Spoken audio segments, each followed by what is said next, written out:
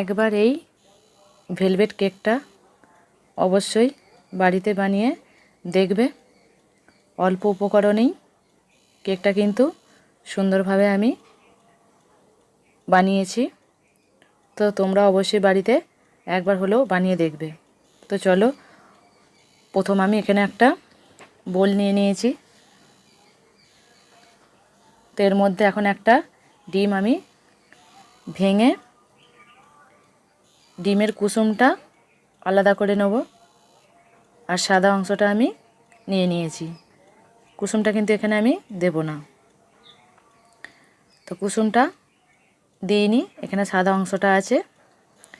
এবার এই সাদা অংশের মধ্যে আমি কিছু মেশাবো। তো এটা ছিল চিনি গুঁড়ো, এটা আমি শিলেতে গুঁড়িয়ে নিয়েছিলাম। চিনি আর ডিমের সাদা অংশটা আমি একটু ভালো করে ফেটিয়ে নেব। আর চিনিটা দেখে মনে হচ্ছে একটু কালো কালো লাগছে, শিলে গুঁড়ালে চিনির একটু এরকম কালারটা হয়ে যায়, আবার কিছুক্ষণ পর কিন্তু কালারটা সাদাই হয়ে যাবে। তো ডিম চিনি এখন ভালোভাবে মেশানো হয়ে গেছে। আর এই কাপ মেপেই কিন্তু আমি হাফ কাপ তেল আমি দিয়ে দিলাম। আর এই কাপটা মেপেই আমি চিনিটা নিয়েছিলাম, 1.5 কাপ চিনি ছিল ওখানে। তো ভালো করে এগুলো আমি এখন ফেটিয়ে নেব। আস্তে আস্তে কালারটা চেঞ্জ হয়ে যাচ্ছে, ভালো করে মেশাতে হবে। আর কেক বানানো কিন্তু ঠিকঠাক যদি ব্যাটার হয় তাহলে কিন্তু কেকটা সুন্দরভাবে ফুলবে। তো এখানে ময়দা নিয়ে নিয়েছি, আর দিয়ে দিলাম বেকিং পাউডার, আর দিয়ে দিলাম বেকিং সোডা। তো এই শুকনো উপকরণগুলো এখন আমি চেলে নেব। দানা দানা থাকলে কিন্তু কেকটা ফুলবে না আর স্পঞ্জি হবে না। তো এই শুকনো উপকরণগুলো এখন আমার চালা হয়ে গেছে। এবার আমি এটা একটা সাইডে রেখে দেবো। এখানে একটা বোল নিয়েছি, এর মধ্যে এখন আমি শুকনো উপকরণগুলো দিয়ে দেবো। ব্যাটারটা কিন্তু ঠিকঠাক রাখতে হবে, তাহলেই কিন্তু কেক বাড়িতে বানাতে খুবই সুবিধা হবে। তো এই শুকনো উপকরণগুলো এখন আমি বোলটার মধ্যে নিয়ে নিলাম। এবার একটা হ্যান্ড উইচ দিয়ে এগুলো আমি ভালো করে মিশিয়ে নেব।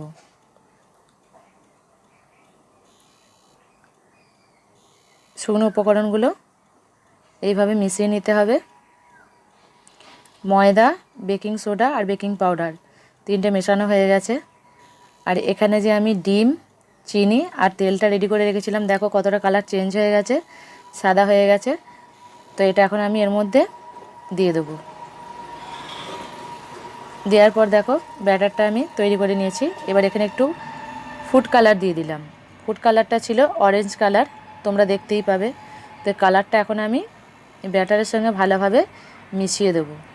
বেশি দিলে কিন্তু কেকটা তেতো হয়ে যাবে, সেজন্য অল্প করেই দিলাম। আর ব্যাটারটা কিন্তু ঠিকভাবে কালারটার সঙ্গে ফেটিয়ে নিতে হবে, কারণ যত ফেটাবো তত কিন্তু কালারটা ঠিকঠাক আসবে। তোমরা দেখেই বুঝতে পারছো কালারটা এখন আমার মেশানো হয়ে গেছে। আর এখানে আমি দেখো কড়া নুন দিয়ে দিয়েছিলাম, নুনটা গরম হয়ে গেছে। আর এই যে স্টিলের বোলটা আছে, তো এটার মধ্যে আমি বাটার পেপার লাগিয়ে তেল মাখিয়ে দিয়েছিলাম। তো এখন এটা আমি 30 মিনিট হতে দেব। তো দেখব যে কেকটা কি পর্যায়ে আছে। কেকটা দেখো ফুলে কিন্তু দ্বিগুণ হয়ে গেছে। আমি একটু হাত দিয়ে চেপে চেপে দেখছি যে ওপরটা এখনও একটু নরম আছে, আর 2 মিনিটের মতো কিন্তু সময় লাগবে। এটা এখন আমি আবার ঢাকা দিয়ে 2 মিনিটের মতো হতে দেব।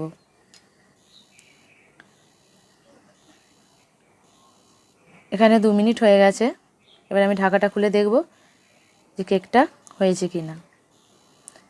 তো দেখেই বুঝতে পারছো যে কেকটা আমার পুরোপুরি রেডি হয়ে গেছে। দেখো একটুকার কোথাও কিন্তু নরম ভাবটা নেই। এবার আমি এটা নামিয়ে নেব। আর এটা কিন্তু খুব গরম থাকে, সাবধানে করতে হবে। তো এখন আমি একটা ট্রের মধ্যে নিয়ে নিয়েছি। এখন গরম আছে এটা, ঠান্ডা হলে আমি এই ট্রের মধ্যে তোমাদের দেখাবো যে কেকটা কত সুন্দর স্পঞ্জি হয়েছে। তো এখন ঠান্ডা হয়ে গেছে, একটা ছুরি দিয়ে আমি চারিধারটা কেটে নেব। চারিধারটা এখন আমি কেটে নিচ্ছি। নেওয়ার পর এবার আমি ট্রেটার মধ্যে কেকটা বের করে নেব। তো একটু হালকা গরম ছিল, এই পিছন দিকটা একটু ঠুকে দিলাম যাতে কেকটা ভালোভাবে বেরিয়ে আসে। তো বেরিয়ে আসে, দেখো বেরিয়ে এসছে, কিন্তু পিছনটা একটু সামান্য পুড়েছে, অসুবিধা নেই, ওটা আমি কেটে ফেলে দেবো। আর কত স্পঞ্জি হয়েছে তোমরা দেখেই বুঝতে পারছো। দেখো আর কত সুন্দরভাবে ফুলেছে। তো এটা তোমাদের কেটে দেখাচ্ছি। দেখো 3 পিস করে নিয়েছি আমি, তোমরা দেখেই বুঝতে পারছো। দেখো 3টে পিস করে নিয়েছি।